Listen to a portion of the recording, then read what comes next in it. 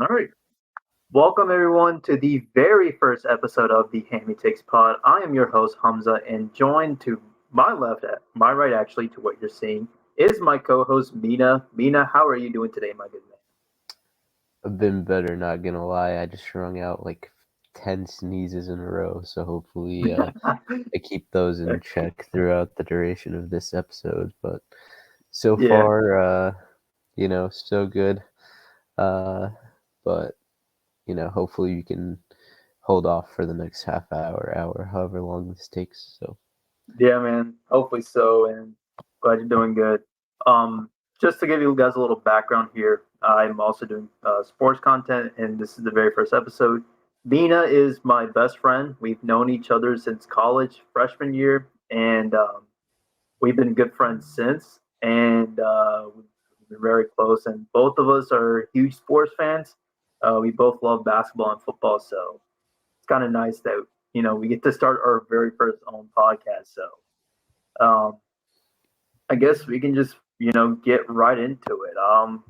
First thing we could talk about, I mean, is the Super Bowl. And before I go into it, the NFL awards is actually going on right now as we are recording, and we just got the notification that Justin Jefferson has won Offensive Player of the Year. So before I get into that, let me know how you feel about Justin Jefferson winning Offensive Player of the Year, because I feel like that was well deserved for him. yeah, I mean, for a guy that very early on in his career to make the impact that he's made on the Vikings, it's incredible. I mean, you've seen him, year one as a rookie, he came out the gates hardly looking like a Right, rookie.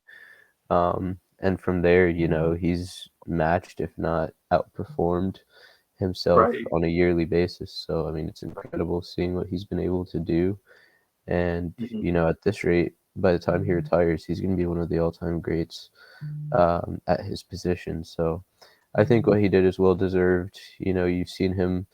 A lot of times I feel like wide receivers are, you know, generally hated on because it's the quarterback that makes the throw, and it's the quarterback that Right, runs the offense, facilitates the playbook, right. does all these things, and it seems like the wide receiver is looked at as a supporting cast member. But I mean, you look at the recognition that the position's gotten over the last few years, first starting with Devonta Smith, winning Hmm. the Heisman back in college, and now you see it with Justin Jefferson winning Offensive Player of the Year.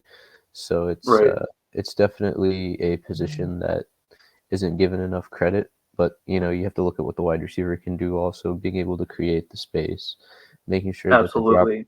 and the drop rate, you got to make sure that that's kept low. And honestly, Justin Jefferson's played like he's had glue on his hands, so he's been really good. I don't Right. know if we can compare him to Larry Fitzgerald and how well he can, catch the ball, but I mean he's up there. So I well Yeah. deserved, very impressive. Do you have a stat line in front of you by chance, just so we could go over the numbers?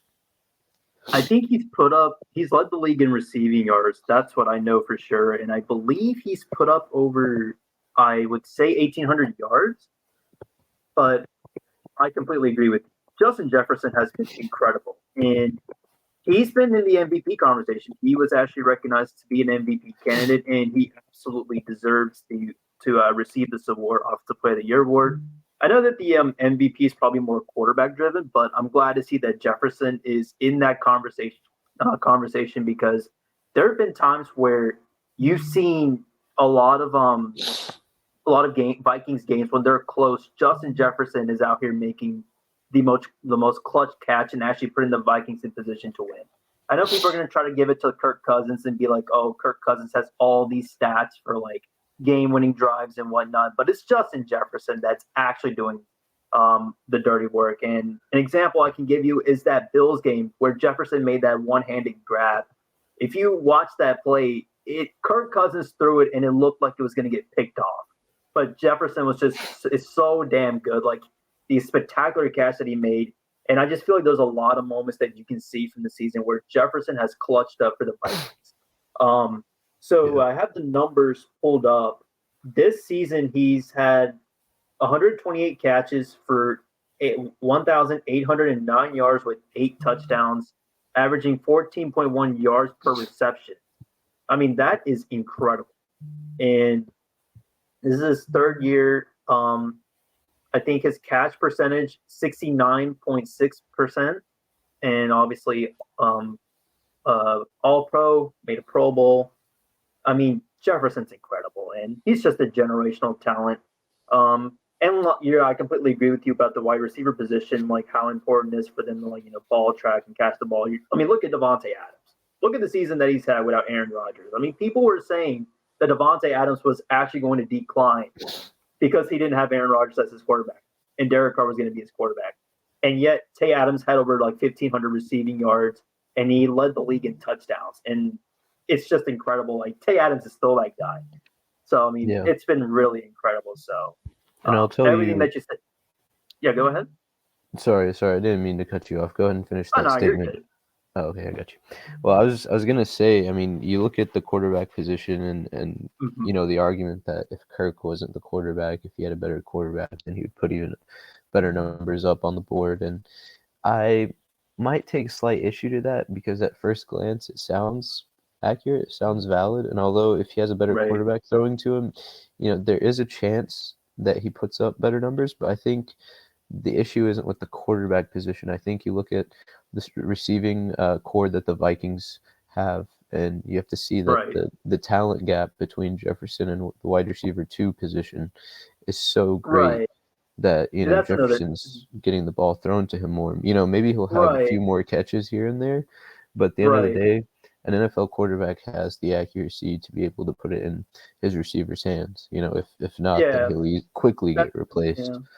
So you have to look at the volume based on the other folks playing the position. Now, if you put Jefferson on the Dolphins, for example, then he's not going to have the same volume. And even if Tua, I don't know your perspective on Tua, and if you consider him a better quarterback than Cousins, I personally might. I know he hasn't proven himself enough, but he definitely had a great season aside from his injuries. And so I would definitely say it's more on the receiving core as a whole, being able to break that down and see who else is playing that position, what the other options on that offense are, more than it is who is the quarterback throwing the ball. Now, if you have a quarterback like Justin Fields, who you saw him break out in the second half of the year, but more with his legs than with the arm still. If you have Justin Fields throwing the ball, then he's going to have significantly less production. But I could see when you have Fields. but when you have a decent quarterback throwing the ball, then the production is going to be there. It's a matter of how much he can, like Cousins can spread the ball around, and we haven't really seen that much. Like who's the Vikings wide receiver 2? Is it Thielen? Yeah, it's Adam Thielen. And so you look Adam at Thielen's kind of a little old. He's still past his prime. Absolutely. And they traded for Hawkinson. I don't know what Hawkinson's contract looks like, but if you continue on into next season, the season after, if Hawkinson's still there, we have to see what the production's like if they start targeting the tight end position more, because they've upgraded from Irv Smith. So yeah, absolutely. And Kirk Cousins loves his tight end. So that's a really good point that you brought up with the receiving core, because Jefferson, it seemed like he was just unstoppable. You couldn't really you kept getting the ball to him. Adam Thielen is a little old. There's actually a good chance he might get cut by the Vikings, because I'm actually hearing rumors that his wife took to Instagram and posted like Adam Thielen's final game. And I think this was after the playoff loss to the Giants. And I know you're pretty happy about that, but because I know you're a Giants fan. But yeah, that makes a good point. And I like the point that you brought up with the Dolphins with Tua. I mean, Tyreek Hill had an incredible season, and so did Jalen Waddle. I think Waddle had like about 1,400 receiving yards, if I'm not mistaken. I can double check that, but Jalen Waddle was incredible. And everyone thought that like he was not going to get that same production because Tyreek Hill's there, and like he's going to be the alpha wide receiver. And so it's a really good point that you brought up. Yeah, Jalen Waddle had over 1,300 receiving yards. I mean, that is just incredible. So it's just really crazy. Like, I mean, how good a receiving core can be. And I mean, Now, in regards to Tua and Kirk Cousins, personally, for me, I have them around the same tiers. I think an argument can be made that you could say Tua's better than Kirk Cousins or Kirk Cousins is better. I personally wouldn't mind it. So I personally have those two on the same tier. So I think that's a good point. But other than that, shout out Justin Jefferson. I mean, he was my pick to win Offensive Player of the Year like mid-season, and I think I picked him to win Offensive Player of the Year in the preseason. So if I can double check, but I'm absolutely glad that he's got it. And it was also just announced that Nick Bosa won Defensive Player of the Year, and this one I was kind of going back and forth because I was either thinking Micah Parsons was going to get that or it was Nick Bosa. And then I've heard guys like Chris Jones coming in, and Chris Jones has been incredible this year. But I felt like the NFL was going to give that Defensive Player of the Year award for Nick Bosa or Micah Parsons. So shout out Yeah, Nick and Bosa. But how do you feel about that? I mean, Nick Bosa, you look at his sack count, 18 and a half sacks on the year. Mm-hmm. He was an absolute menace in the pass rush. I mean, he anchors Absolutely. a San Francisco defense that's among the best in the league. Mm-hmm. So you look at what he's been able to do, even, honestly, on a yearly basis. Of course, he had that injury back in 2020, but when he's healthy, that man's a monster, and he's very hard to stop. And he's Yeah, he's one of the best edge defenders out there. I mean, Nick Bosa is absolutely, incredible. And absolutely. but yeah, man, that's but yeah, you make a good point. And obviously, San Francisco had the best defensive front seven in all of football, and D'Amico Ryans was coaching them. Which now he's going to be in Houston. Which, by the way, I don't know if you saw that stat, but the 49ers corners they're a little average. Jimmy Ward and Charvarius Ward, and they were ranked. They have like the best press coverage out of any corner. Dude, Derek Stingley is in Houston. You've seen you've seen Derek Stingley in college. That dude's going to cook under D'Amico Ryans. I'm actually excited to see what he can do. But man, it's going to be nice. But yeah, congrats to Nick Bosa, and he won Defensive Player of the Year. That's actually really nice. Yeah, and I would say Sauce Gardner. Obviously, you're probably not going to hear his name enough in this conversation. I may be a little bit Right. biased because I got to see him play in person when he was at Cincinnati, when he Mm-hmm. came to play ECU. But that man is a menace. Easily Dude, my rookie Sauce of the is year. Easily my yeah, rookie of the year. Sauce is my defensive rookie of the year as well, um, and they just announced that Garrett Wilson just won Offensive Rookie of the Year, and I am so happy that they gave it to Garrett Wilson. It does suck though because His Brees teammate Brees Hall, Hall would have won it. Brees yeah, Hall and would have won it. Brees Hall would have won it if he didn't get hurt, and then Kenneth Walker was also killing it, and he was also in that conversation. But the one thing I did not like was that they made Brock Purdy a candidate, and I'm going to be honest with you. I love the story with Brock Purdy. I love the fact that he's the very last pick in the draft. He's a seventh round quarterback, third string QB, has an incredible run and everything. But I just felt like he didn't have enough games in to like where he could be considered to, win Offensive Rookie of the Year. So, but other than that, Brock Purdy he does suck because he suffered that injury against the Eagles, and I felt like the Eagles could have done something. But so prayers to Brock Purdy. Hopefully he gets it done. I think he's going to have surgery on his UCL, so he's going to get that repaired. So hoping to see what Brock Purdy can do year two, and if there's anything that can like really take Brock Purdy up to the next level, I think Shanahan can do it. I feel like Brock Purdy has some mechanics issues, but I think Shanahan can fix that because I know Kyle Shanahan can work with quarterbacks. Might But be Garrett worse. Wilson, It might be so worse though. Going into the future, yeah, it might be worse for him because that UCL tear, that's mm-hmm. a Tommy John surgery is what he's gonna have. So you see that with Yeah, I heard pitchers all the reports of that. time, and Mm-hmm. that's a tough injury to come back from. You don't really see Right. NFL players having Tommy John, but the nature of that injury is it's a scary one Right. with a long recovery. But Yeah, it um, is. back to the Yeah, main that's a good topic, yeah, point. Garrett Wilson. Congrats to him. He definitely was a standout player. I felt like he was a bit inconsistent throughout the year, though, at times. Um, Right. I would say Chris Olave is also up there in the conversation. I know Yeah, he Garrett was a Wilson. candidate. Garrett Wilson put Hmm. up better numbers still, aside from yards per catch. But and they had, I Right. think, each 4 touchdown catches, four Right. touchdown receptions Yeah. on the Olave was season. incredible. Yeah.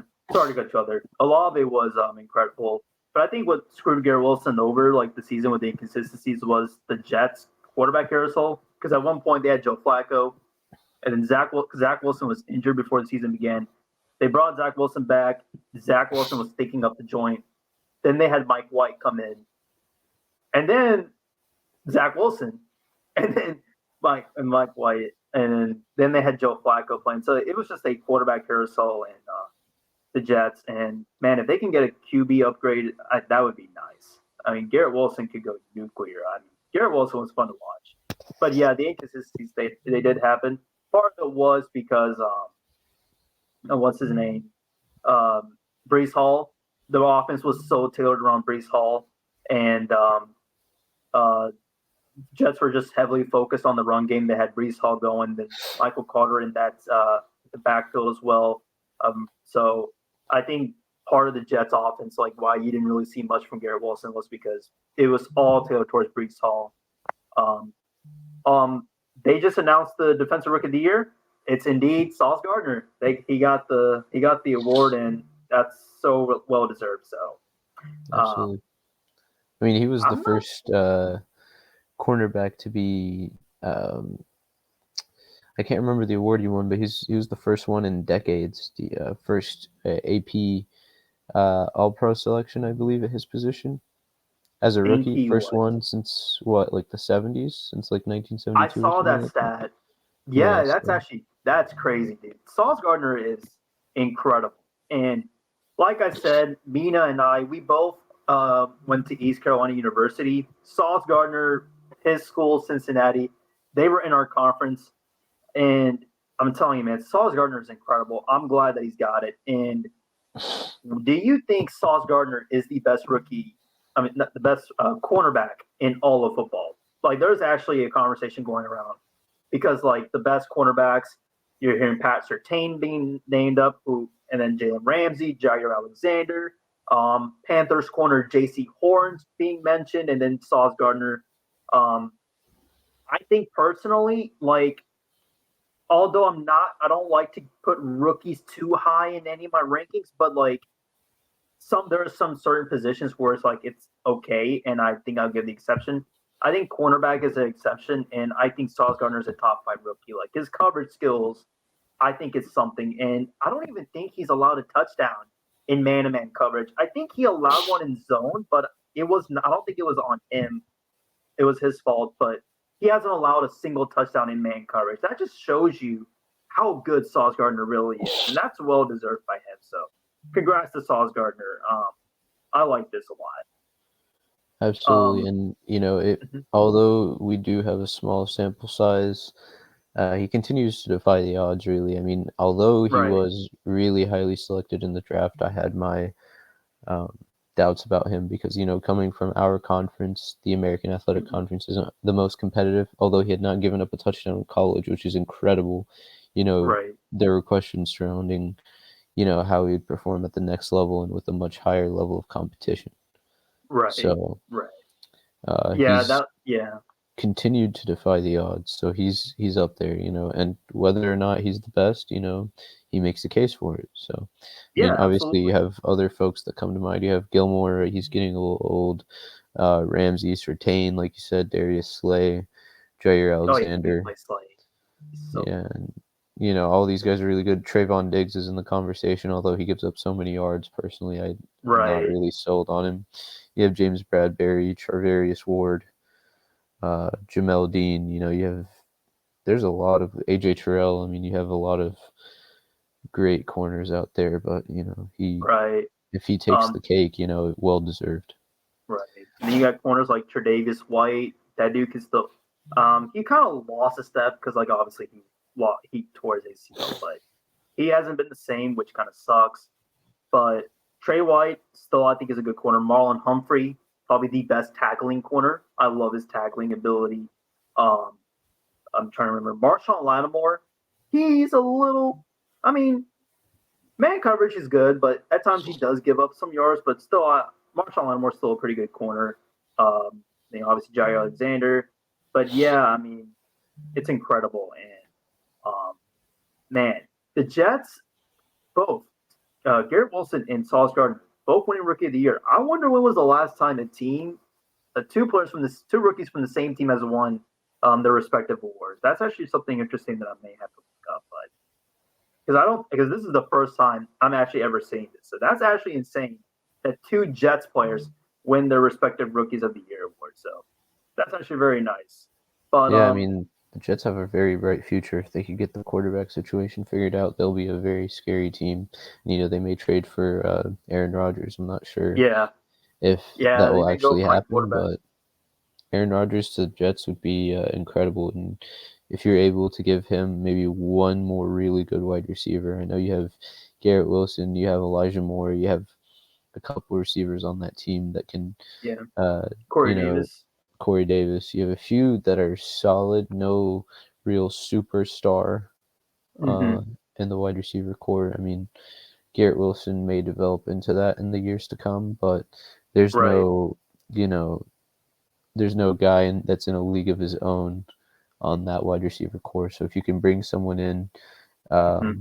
in free agency potentially, I'm not sure exactly who the top free agent wide receiver is at the moment, but if you're able to bolster that wide receiver core, maybe with a trade or a signing, Right. maybe a draft pick. Obviously you want more veteran talent though, comparative to Right. or relative to, bringing in some more fresh blood from college. But Mm-hmm. as long as they can improve the wide receiver core, maybe I'm not sure, how good you consider their tight end to be, Conklin, I believe, right? Right. He's Um, serviceable. but quarterback position, most dire need. Adding a veteran wide receiver would be Right. a good addition, a welcomed addition. But scary team, Yeah. scary team. Yeah, you make a really good point, and the reason why the Jets are like improved the draft that they had last year. That draft that they had last year, it was incredible. Brees Hall, Sauce Gardner, Garrett Wilson. They drafted Jermaine Johnson. He's been pretty good this year. I love that pick. But yeah, the Jets. There's a chance Elijah Moore might get traded, but then part of it was his offensive coordinator was kind of garbage, and now he's with the Rams. Um, but yeah, for sure. And there's a chance I'm hearing reports that Jackson Smith-Njigba, which I don't know why, but I've seen like people saying that he might go in the second round. So like if for some reason Jackson Smith-Njigba goes to the second round, then it's like Jets. If you could pick him up, pair him up with Garrett Wilson, that would be incredible. And for the quarterback position, like obviously Derek Carr has been um, mentioned in like being the potential starting quarterback. Also, my quarterback, Aaron Rodgers, and I'm going to be honest with you, like I always wanted Aaron Rodgers to retire as a Packer, and however, the Jets are willing to give up multiple first round picks if they want to get Aaron Rodgers. In that regard, is where I'm okay with Rodgers getting traded because if that's something that could help quick start our this franchise's future, absolutely, I will take it. And I know it sucks because Aaron Rodgers is my quarterback and he's my favorite football player. He's the reason why I watch football. But I will still root for Rodgers if he was on another team because I mean he's my guy. But I'll also be in the interest of like helping the Packers out in terms of like their future development. So if the Jets want to get Aaron Rodgers, I mean absolutely you can do that. I would have no problem with it.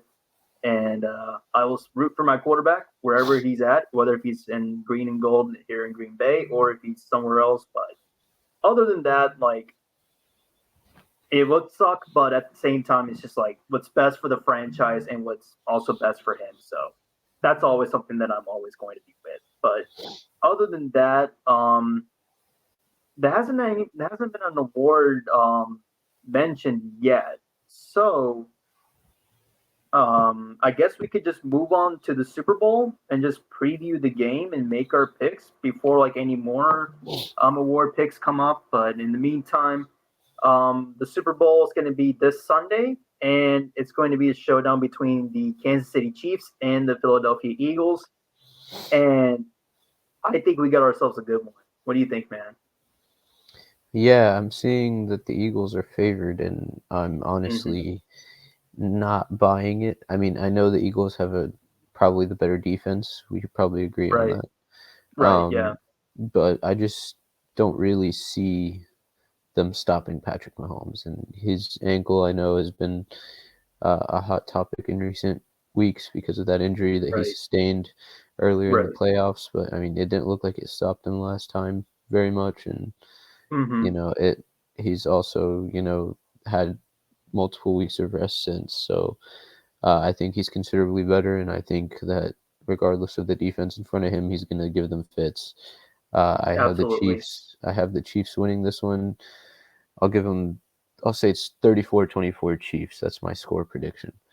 Oh Um, wow, I think Chiefs win that's by good. 10. I know it's in Arizona.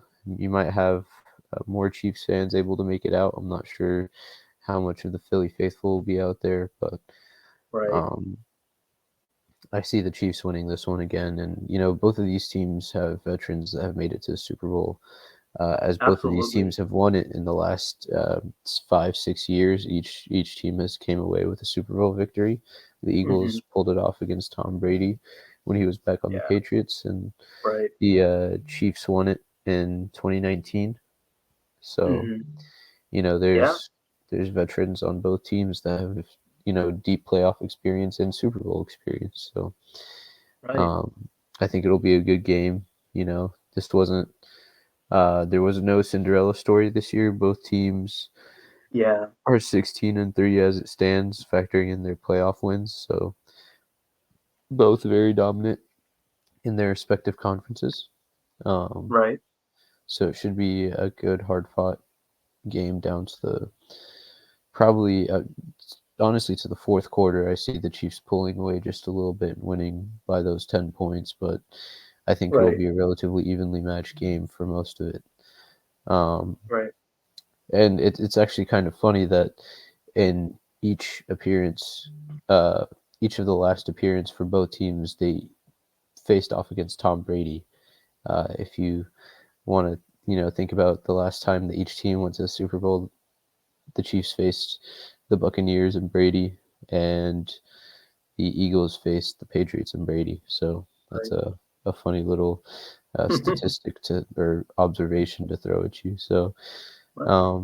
I see it as a very evenly matched game for the most part up until the wire, and I see the Chiefs pulling away. I know I've kind of redundant repeating myself here, but honestly, I could be very wrong, but that's I feel like there's uh, a good storyline to back that up potentially with Mahomes just dominating the defense there, and the Chiefs obviously don't have as strong of a defense, but I Jalen Hurts is a young quarterback, so I feel like he could definitely fold under pressure and not be able to keep up the pace late in the game. So that's how I see things. What are your predictions? I completely agree with you. I got the Chiefs winning this thing too. I do have it a little bit of a closer game. I think probably by a touchdown or maybe three. I got my score prediction being 34 to maybe 30, 31. I think both teams could probably get over 30, 30, 31, but I'm right. I'm right with you. I mean, it's so hard to bet against Patrick Mahomes, and even with like you saw it with the Bengals game, Patrick Mahomes was injured, played through a injured ankle. He was able to dissect this Bengals secondary and was getting Travis Kelsey open. The run game was going. I mean, first of all, shout out Isaiah Pacheco. This dude is a seventh round pick, and he's actually balling out. That is insane. But Isaiah Pacheco, Jared McKinnon, they were getting it going. Um, Juju Smith-Schuster has been, even though he's a little bit inconsistent, but he's kind of starting to show out a little later on in the season. He's been pretty good. Marquez Valdez-Scantling. It was nice to see MVS, get his opportunity. That's also why I want the Chiefs to win. MVS was a former Packer, and I remember after back in 2020, this was the COVID year. We played against the Colts, and Aaron Rodgers was leading up to a potential game-winning drive, and Marquez Valdez-Scantling caught a deep ball, and eventually ended up fumbling. The Colts recovered, and that ended up setting up a Colts field goal because that play happened in overtime. And I remember parts of our fan base were sending him death threats. And I was so pissed at that when I saw my fan base sending him death threats because it's just a normal football fight. Stuff like this happens. Like, I get that like it's probably a mistake and everything, but it's really not that deep that you have to go out there and just send somebody death threats. I mean, and that pissed me off from like the Packers fan base. But other than that, I love seeing Marquez Valdez-Scantling getting up there, and I think it's been good.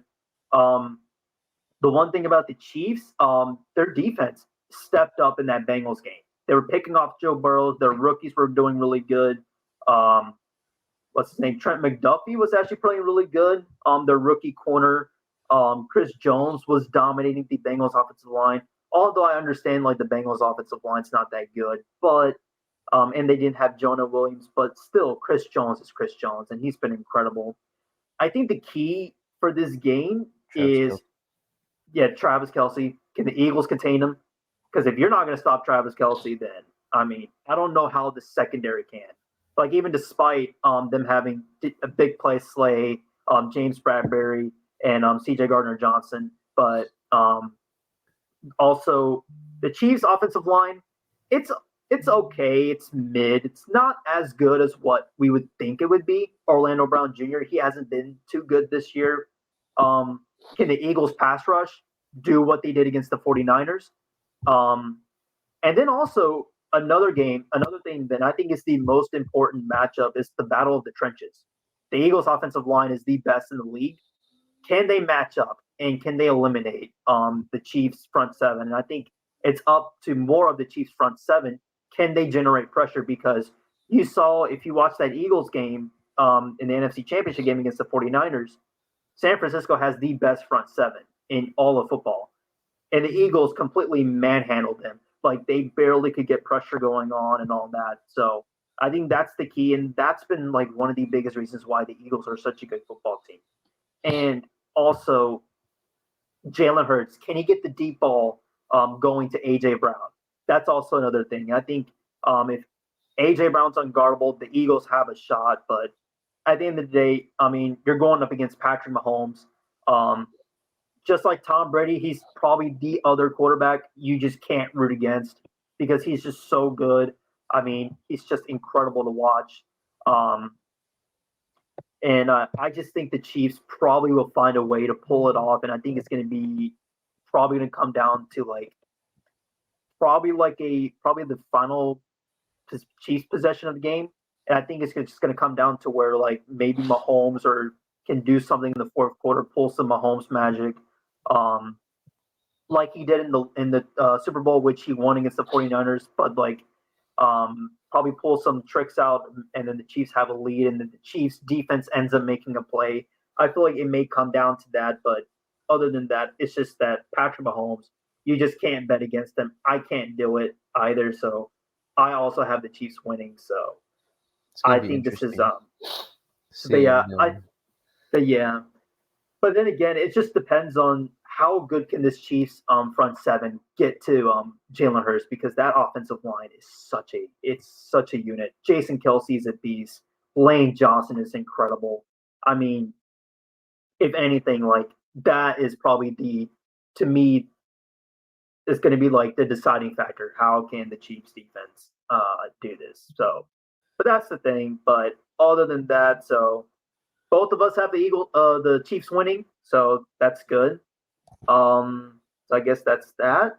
I don't think we've got any news about anyone else from the NFL awards. So with that being said, I think we can just move on and talk about the NBA. And the trade deadline happened today. So my goodness, were there a lot of trades? And man, oh man, this trade deadline has been incredible. I think the first big trade that happened, Kyrie Irving gets traded to Dallas.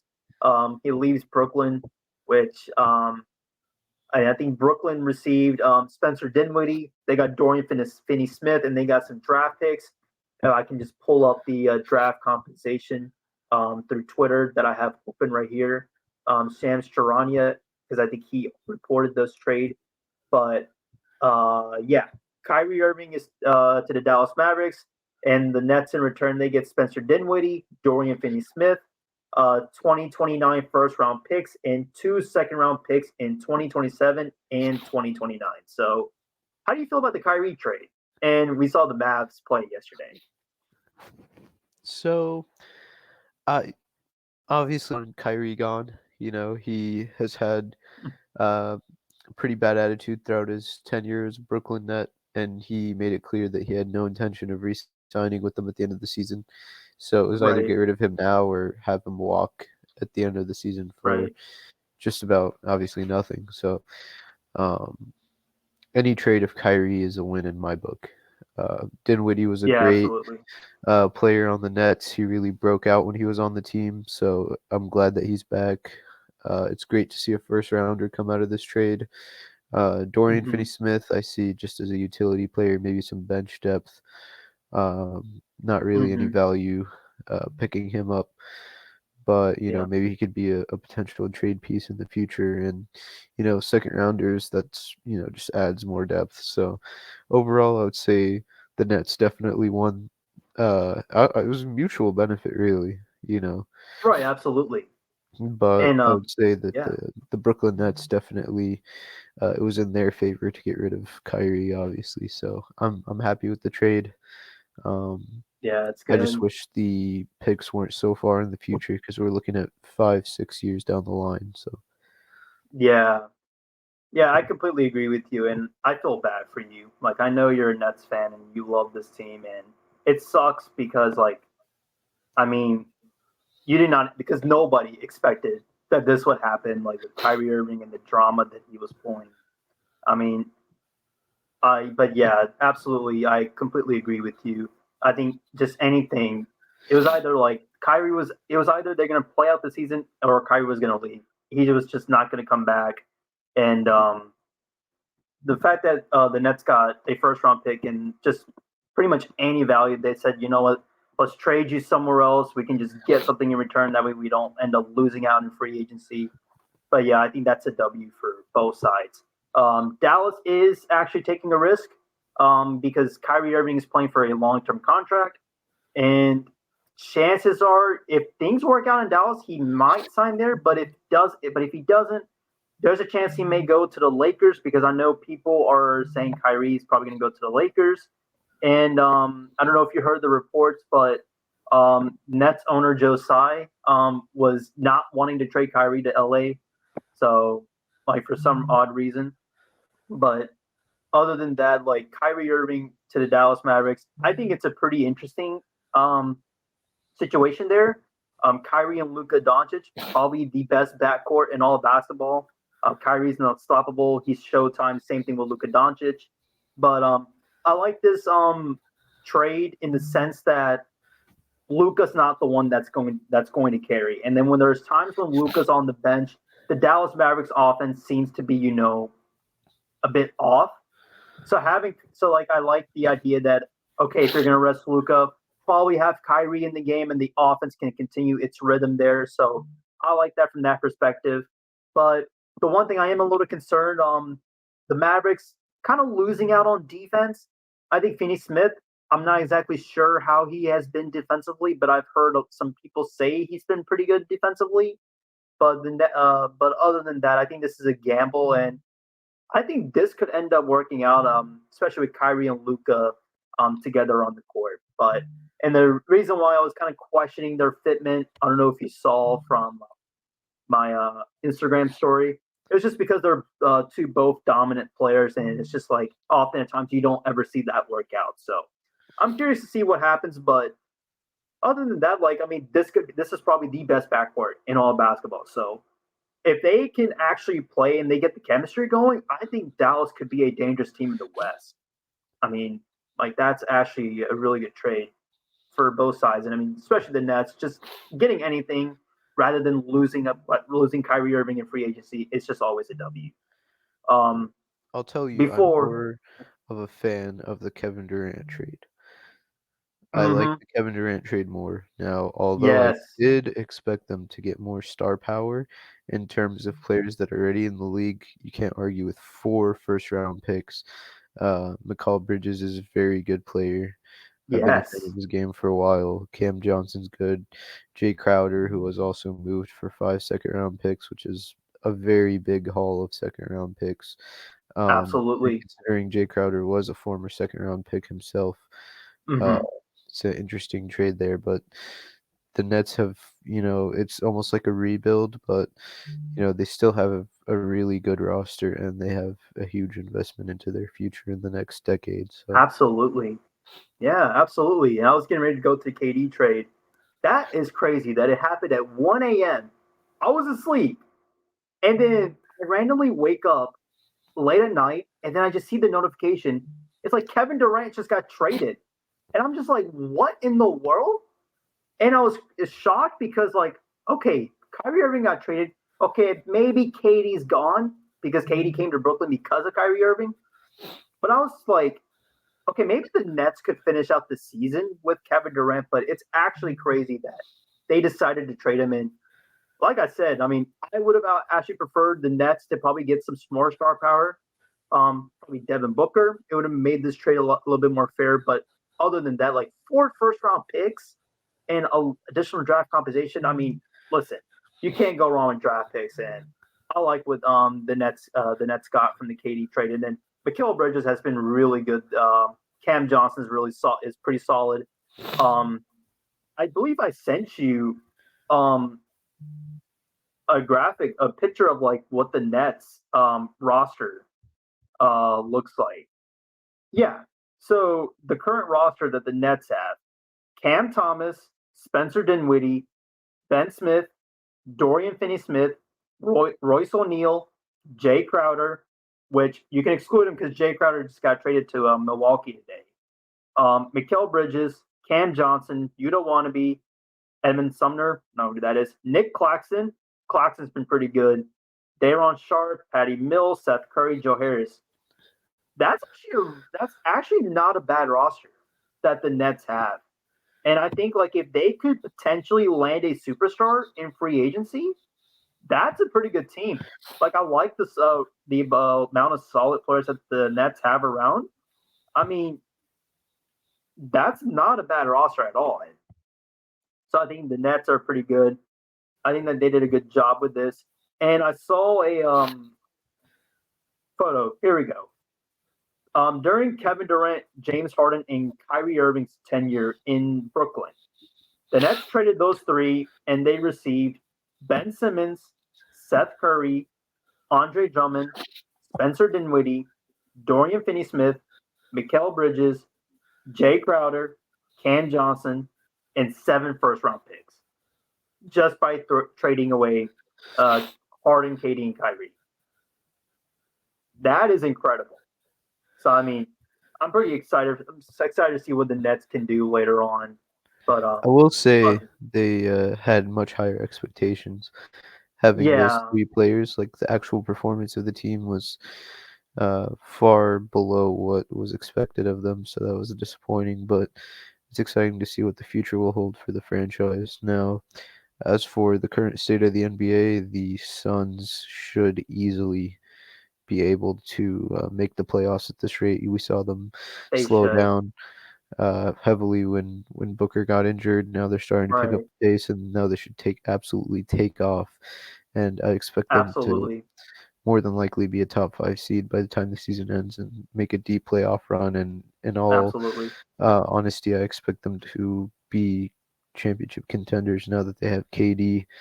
Um, Absolutely. Obviously, their depth got hurt a little bit, but you Hmm. know they have an incredible, at least 4 guys in their starting lineup. I mean, you have DeAndre Ayton, Chris Paul, Devin Hmm. Booker, Kevin Durant, and Right. I mean, Yeah. I don't Hmm. know who they'll start in the fifth spot in the lineup, but um, they have an incredible team and a lot to look forward to for the rest of the season. Yeah. Absolutely. And I agree with you. I mean, for me, I view the Suns as championship or bust with KD. I mean, I get it. They may have some couple years together, but you got to get a championship. Like, you just can't expect that you land probably a top five player in basketball when he's playing and just not have expectations. I mean, Chris Paul, Devin Booker, that team went to the finals. Now Kevin Durant's there.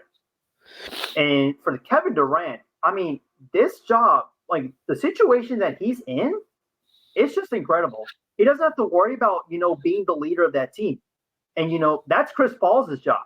Chris Paul can take the ball down court, create the spacing and everything. He's got Devin Booker, and I mean, it's kind of crazy, but it's kind of like the Klay Thompson role where it's like Devin Booker can score. And so that's going to take the load off Kevin Durant. All KD's got to do is just be himself.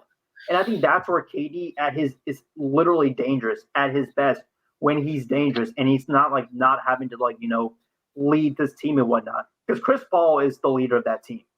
Chris Paul is the one that facilitates everything. All KD's got to do is play his game and be the best at it. And I think KD can do just that. So I can see the Suns doing something pretty good. Their depth is a little concerning, and that could potentially be a problem come postseason time because bench matters. Your bench matters a lot when it comes to playoff basketball. But I mean, with the star power that the Suns have, you can't really expect. I mean, a championship or bust for me for the Suns. I mean, you got to get a championship with that core. I mean, I just don't see any way how you can't do it. Okay. Yeah, so they're currently number 5 actually, so I stand corrected Oh, on what I okay. was saying Yeah. earlier.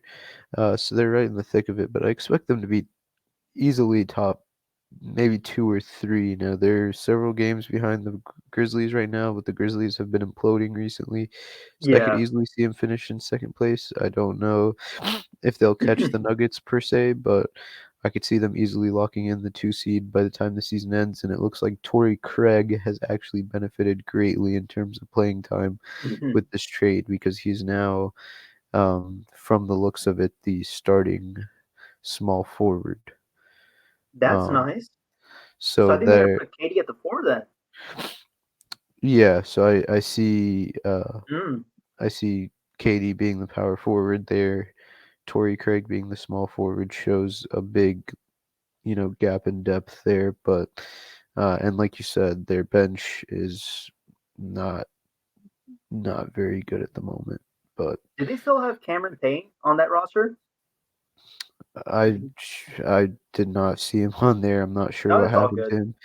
Um, and they're battling some injuries too. TJ Warren's hurt, if I'm Mm-hmm. not mistaken. Uh, they have Jock Landale, he's the backup center. Damian Lee and Saban Lee are both the backup guards. Um, so you're not looking at too much. Um, Right. you're not looking at too much depth there. Cameron Payne is on the roster, but he's out, and so is Landry Shamet. So you're not looking at too much depth there in terms of their bench. So Okay. Interesting. Oh, that's actually pretty interesting. All right. The next big trade, and I think this is my winner of the trade deadline. The Lakers completely revamped their roster. So the Lakers, Jazz, and Timberwolves, they went on a three-team trade. D'Angelo Russell is on the is getting sent to the Lakers. Um, Russell Westbrook is in I think a couple draft picks to Utah, and then Mike Conley and second round picks are going to Minnesota. So the Lakers get D'Angelo Russell, they get Malik Beasley, and they get Jarrett Vanderbilt from Minnesota. They send Russell Westbrook, and I believe they sent Juan Toscano Anderson, JTA, who was on the Warriors roster last year, won the chip back then. Um, they sent him to Utah, and I believe Minnesota is sending Mike Conley and second round picks to Minnesota. If I can double check. Yes. So D'Angelo Russell, Malik Beasley, and Jarrett Vanderbilt are going to Los Angeles. Russell Westbrook and a first round pick is heading to Utah. and then Mike Conley Jr. and a second round pick is going to Minnesota. And it sucks for Russell Westbrook because there's a chance he's going to get bought out by Utah. And apparently, I'm hearing the Clippers are in the race to potentially sign him. And I'm also hearing the Miami Heat is another. So sucks for Yeah, Russell Westbrook. I don't know what's Yeah. going on there. The Timberwolves absolutely lost on that trade, in my opinion. Yeah, I Lakers agree. won easily. They got rid of Russell Westbrook's contract. Mm-hmm. Um, I just see that they made some great additions. They got good players on the defensive side of the ball. They got better 3-point shooting.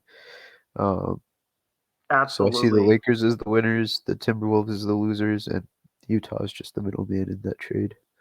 Utah's kind of rebuilding. They're just trying to collect draft capital as much as they can, but I mean, they're going to buy out Russell Westbrook's contract, so sucks for Russell Westbrook. I mean, he's my favorite point guard of all time, and the guy gives up his all. But unfortunately, the Lakers just wasn't the fit for him. They had chemistry issues going on, and unfortunately, it was just time to go. And so, hopefully, Westbrook can get a fair shot. Get a fresh start somewhere else, and hopefully he can be the Russell Westbrook that we all know. But absolutely, I agree with you. The Lakers 100% won this trade, and they're my winners for the trade deadline. They addressed spacing. D'Angelo Russell is a guy that can spread the floor. He can create spacing. They addressed the shooting. Malik Beasley, I believe, is one of the best 3-point shooters in the league. He's a really good 3-point shooter. And Jared Vanderbilt, this guy can play some really good defense, especially in the interior.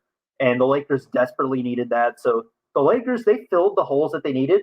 Although it's not really the splashiest of the players that they wanted, but they're guys that can do that job perfectly, and I can see them fitting in. So I think the Lakers, they could potentially make a run, and there's a chance. I mean, they could be a top 5 seed when the season's over. I think the Lakers have the 13th seed overall, but I mean a lot. But I mean they had chemistry issues, and I feel like they just solved it with that Russell Westbrook trade. And so I'm actually excited to see what the Lakers can do because I mean D'Lo, I mean, teaming up with LeBron James and AD, that's actually that's actually insane. And D'Angelo Russell has been playing really good this year. Malik Beasley obviously has been a great shooter. Vanderbilt can play that defense in the interior, which is very helpful. So, I mean, Lakers 100% revamped that roster, and I think like they're my winners of this uh, NBA trade deadline, and they probably won this trade. So I think the Lakers did a really good job with that, and so I think you can see the Lakers potentially, you know, revamping, and they could probably make a run in the Western Conference Finals. So next trade, obviously, even though Jay Crowder he got sent to Brooklyn, well, Milwaukee's taking Jay Crowder, and the Nets are going to get 5 second-round picks from him. So more picks for Brooklyn, and I don't think this is a bad pickup by Milwaukee. I think having another guy that can score and play a little bit of that defense, I think that's pretty good for Milwaukee.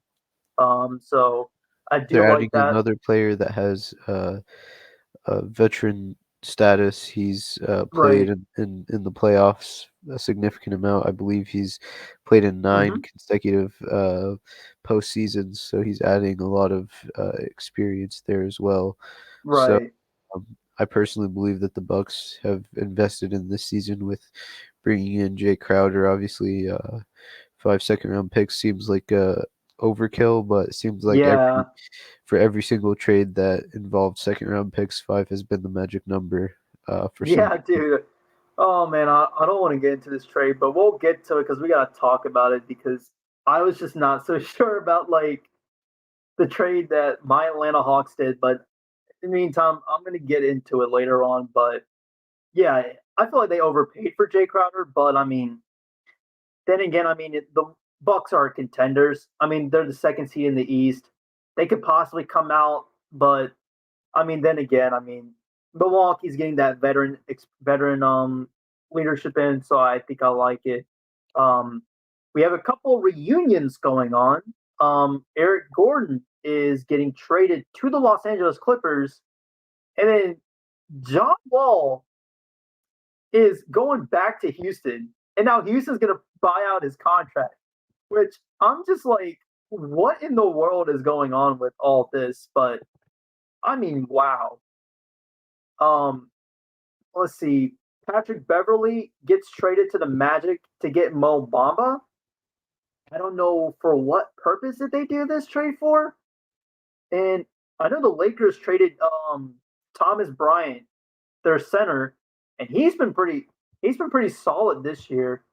But other than that, like I'm not so sure what the what the Lakers were doing with that trade. Let me go at Adrian Wojnarowski because he reported a lot of trades, and he actually absolutely kills Shams Charania. By the way, I don't know if you've been keeping up with those Twitter memes with the Shams versus Woj battle, but I yeah, have I mean not. it's been those two are like the top two basketball insiders. They're the ones that gives news out. So Twitter war has been who sends the news first, who breaks the news first. So there's I just been that gotcha. ongoing battle between those two. So it's been pretty crazy. Um, yeah, Lakers trading Thomas Bryant to the Nuggets for Devon Reed and 3 second round picks. Lakers are going to get Denver second round picks from 2025, 2026, and 2029. Um, which I think moving Thomas Bryant is going to open up more minutes for Jared Vanderbilt, which actually I think it makes sense that they do that. I think that's a pretty good move by the Lakers. I mean, giving Vanderbilt some minutes, having that interior defense, I think it's good. Um, Matisse Thybulle, he is getting traded to the Trailblazers in a three-way trade with Charlotte. Uh, Mikhailuk, Swing Mikhailuk. If you remember, Kansas legend gets sent to Charlotte. The Hornets are going to get multiple second-round picks, and Jalen McDaniels is going to the Sixers. And McDaniels has been a decent player, so I'm not sure what that deal was, but that's pretty interesting. George Hill is going back to the Pacers. Um, yeah, let's see. Bones Highland. That's actually an interesting name. Imagine your name being called Bones, first of all. No disrespect to him, though. I feel like he's a pretty cool dude. But he's no longer on the Nuggets. He got traded to the Clippers. The Clippers are going to get 2 second round picks from him, 2024 and 2025. And then here's the trade, which I kind of have a little bit of doubts, but we're going to get to it. So the Warriors, Hawks, and the Pistons engaged in a three-way trade. So initially, what the trade was that James Wiseman was going to get sent to Detroit, and Sadiq Bey was going to go to the Warriors. That was what the original trade was. Then Woj reports out that Atlanta entered in that conversation, and that they're going to give 5 second-round picks to the Golden State Warriors, and then Atlanta is the one that's getting Sadiq Bey. Now, Sadiq Bey, I think, is a solid player. He's a little inconsistent. I like Sadiq Bey, but the inconsistency is kind of where I'm concerned about it. And the one thing that I'm actually scared is that the Hawks were trying to trade John Collins, and I think Phoenix was nearing a deal. I don't know what the trade details were, but I was hearing that the Suns were in talks to potentially acquire John Collins from us. Um, John Collins was going to get traded, and I believe what happened was obviously the KD trade. That's why they backed out of it, and then they went with the KD route. So John Collins is not a Phoenix Sun, although there was a good chance he would have been. But my issue with Sadiq Bey is obviously the inconsistency. I think he's a good player, but he's inconsistent. And when he gets inserted into our lineup, I'm concerned about like how how I should say our minutes are going to be managed. from when we put guys like Sadiq Bey in, when we put AJ Griffin in, um, Bogdan Bogdanovic, and DeAndre Hunter. Like I don't know how the minutes are going to be for the Hawks, so I think it's um, I think it's something to consider. But I mean, then again, I mean, all I can say is I'll give Sadiq Bey a chance. I think maybe he can provide some scoring, help out with Trey Young and DeJounte Murray. But other than that, I mean, I think this is an okay trade. I'll give Sadiq Bey a shot. I think what I wanted the Hawks was probably get somebody to help out with defense because that's something the Hawks really need to get. But other than that, I mean, Sadiq Bey, I mean, I'll take it. I'll give him a shot. I think there's a chance it could work out, but then again, there's a little bit of um, opposition and something that I need to consider. But other than that, I mean, overall, I mean, sending 5 second round picks. I mean, the Hawks have had a bad history of getting second round picks, so I mean, it's been something. Um, I'm not sure where Mina went. His camera's off and he's muted. Um, but other than that, I mean, I'm gonna continue on Oh, recording. I'm here. I'm here. I'm sorry. Oh, you're good. I was so confused, like where you were at, but No, I was just uh, listening to you summarize everything real quick, but sorry about the camera issue. oh, you're good, Man, dog. I honestly, dude, the biggest thing, all these trades are, head scratchers and all in some form or fashion, in some capacity. Right. I'm just surprised why the Cavs didn't move Kevin Love, dude. He fell out of the rotation. He has not been playing. He's been a healthy Dude, scratch. same. And he's just been sitting there, man. Like that's got to be the biggest head scratcher of all. Bones Highland fell out of the rotation for the Nuggets and he got Hmm. moved instantly. Right. Why not move Kevin Love? That exactly. That's a good point, and I can't believe I actually did not remember that. Shout out to you for recognizing that. But man, um, Kevin Love, that is insane. I mean, and I believe Kevin Love is a free agent after this season. And so if that's the case, I mean, he's probably gone. I mean, Kevin Love, I mean, well, watch him reunite with LeBron James in LA. I can just see it happening like right now, and like I just know Kevin Love is going to go reunite with LeBron. But yeah, he's a free agent this year after the season, so um, it's pretty crazy. Um, and yeah, I mean, a lot of these trades have been head scratchers. Um, like I just went on with the Sadiq Bey trade, um, which I'm going to give Sadiq Bey a shot. It's just the inconsistencies kill, and I'm concerned about how our minutes are going to be managed. AJ Griffin has been pretty good as a rookie. I love that rookie pick. Um, and then DeAndre Hunter, Bogdan Bogdanovic. I'm just concerned with the minutes and how they're going to look like, and especially now that we didn't even get rid of John Collins and we didn't trade him, which so that also is another thing we got to consider because that's where the minutes I'm so concerned about. But other than that, I mean, I'm willing to give it a shot. I mean, I get probably 5 first round picks. It's a little bit of a head scratcher, but I mean, the Hawks haven't had a good history with second round picks. So I know I'm kind of repeating myself from what I mentioned earlier, but I mean, that's just the reality of it.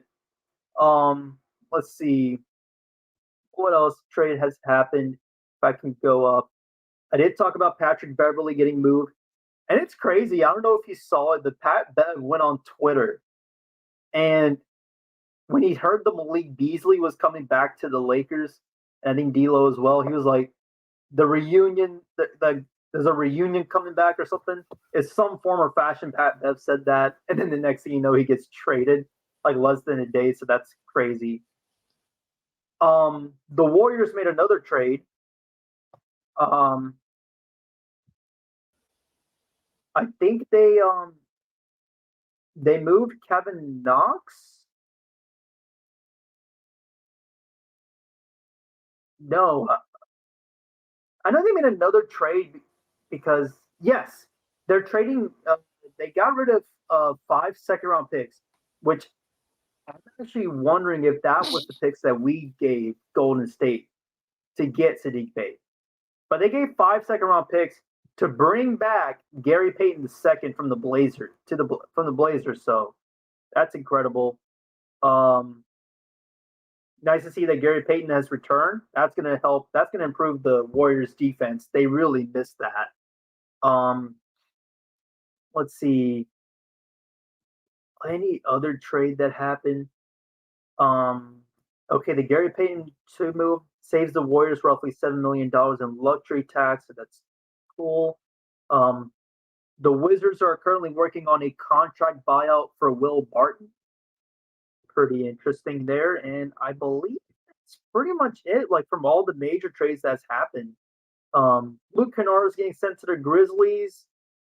Um, that was part of the three-team trade from Eric Gold when the Rockets sent Eric Gordon to the Clippers. Let's see. I'm trying to look. I don't think there's any other move. Oh yeah, Reggie Jackson gets sent to the Hornets in return for Mason Plumlee, and then now the Hornets are going to probably reach a contract buyout with Reggie Jackson, which is crazy. I don't know if they're So just tanking, but it did not make sense to me. Mason yeah, Plumlee's been great this year relative to, how he's been in the past, and right. he's been able to run the floor at times as a center, which is a great skill. He's posted a career high in points scored, I believe. He's Hmm. been great at the free throw line relative to previous seasons. Right. He's crashing the boards. It's just a head scratcher for me. Yeah, I didn't understand them moving away from Mason Plumlee. Um, the Danny Green is getting sent to Houston and part of that multi-team deal from the Clippers. Dude, the are Rockets got a lot of unprotected first round picks from the Nets. That's insane. Um, wow, that team could be good in the near future. I'm excited to see what Houston can do. Um, let's see any other trade that is pretty important. If I'm not missing, because I'm going through Woj, and I'm gonna see Jakob Pertl is getting sent to the Toronto Raptors. The Spurs get Kem Birch and a protected 2024 first round pick and 2 future second round picks. Hey, that's a little head scratching, but even though I haven't really seen much. Oh, Josh Hart. He's a New York Knick now. And I feel so bad for him because that dude was doing warm-ups, and that was when they announced that he was traded.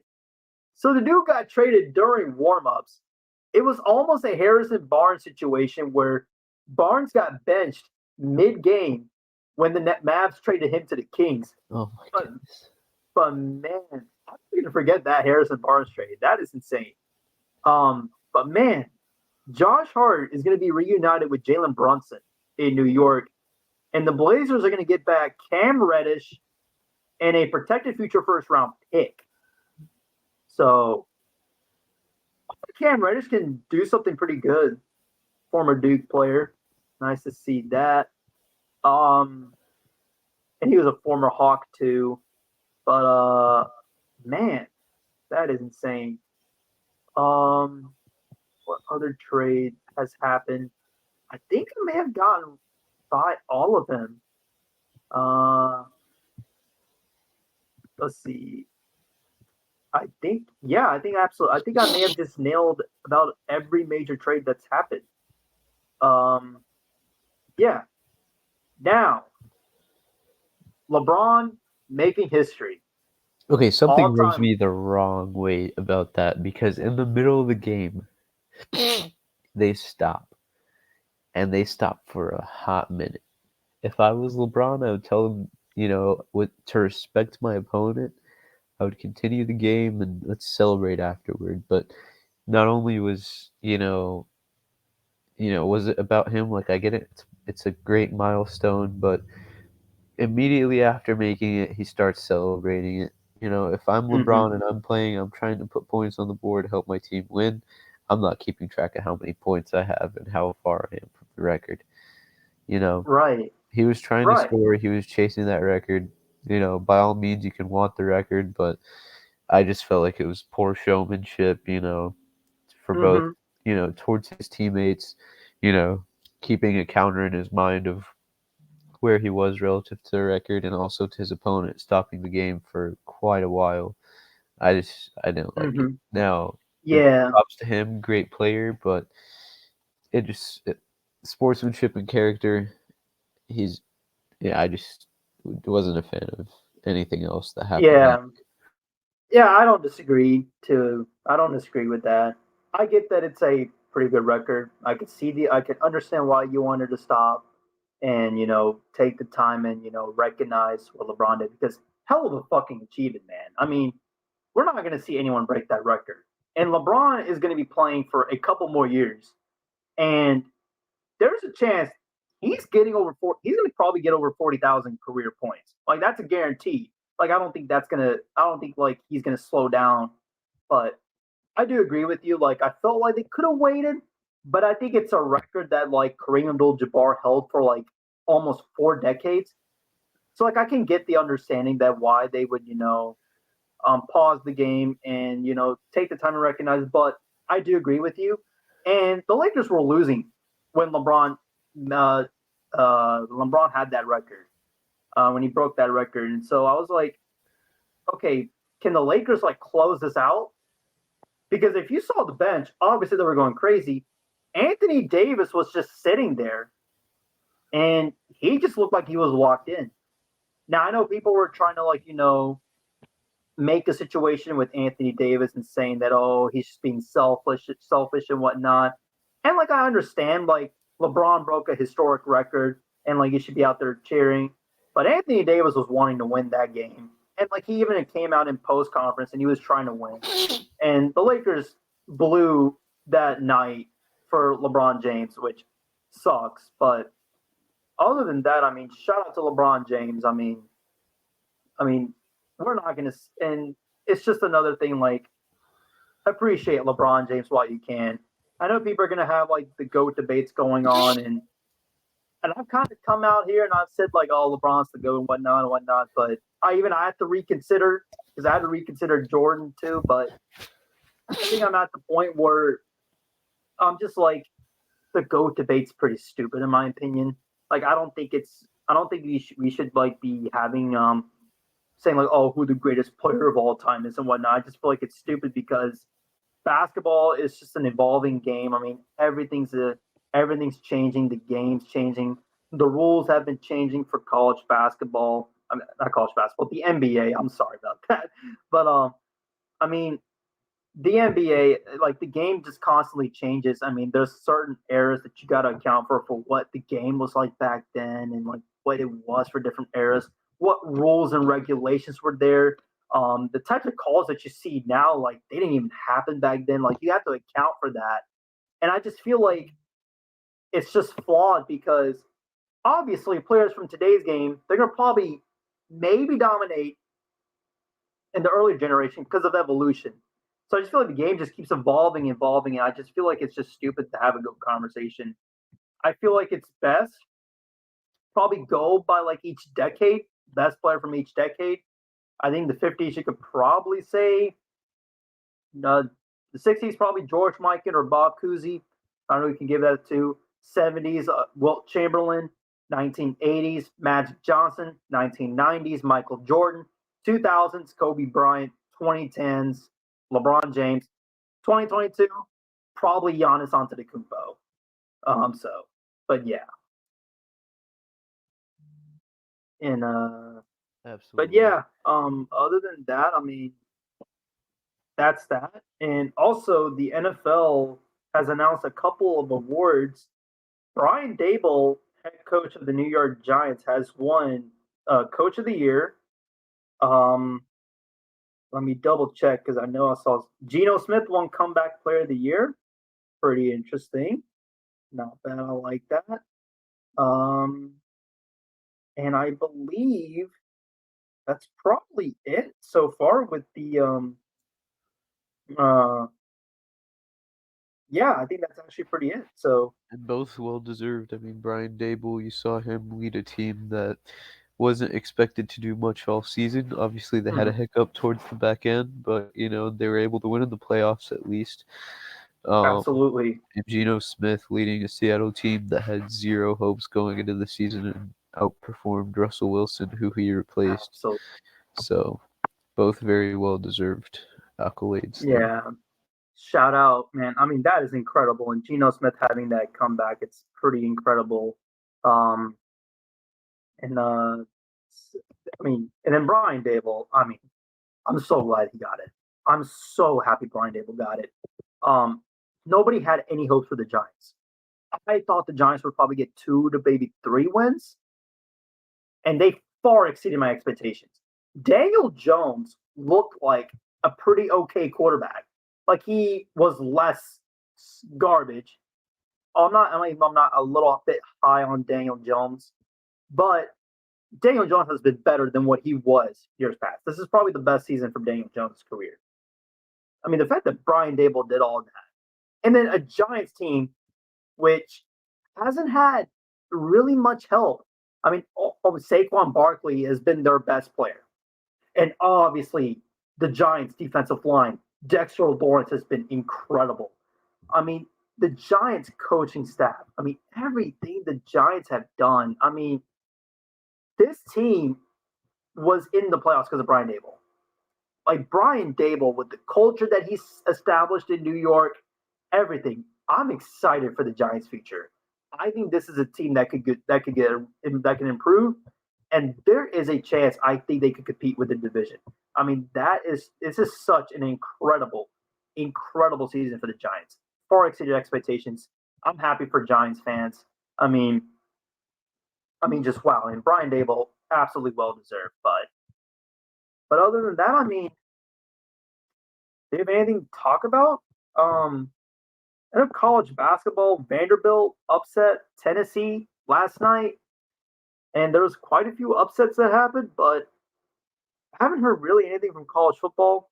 I think they announced for college football, Texas and Oklahoma are going to join in 2024 in the SEC. I think the contract was supposed to be for 2025, but they're doing it a year early. So 2024, they made it official for Oklahoma and Texas to join the SEC. But other than that, there's really haven't been anything else. I mean, the NFL created the Jim Brown Award. Josh Jacobs won that award. Incredible. Josh Jacobs had a heck of a season, so it's pretty nice to see him get it. Um, but other than that, I mean, I don't. I'm kind of. I don't know if there's anything else to talk about. Do you got anything that you want to add on?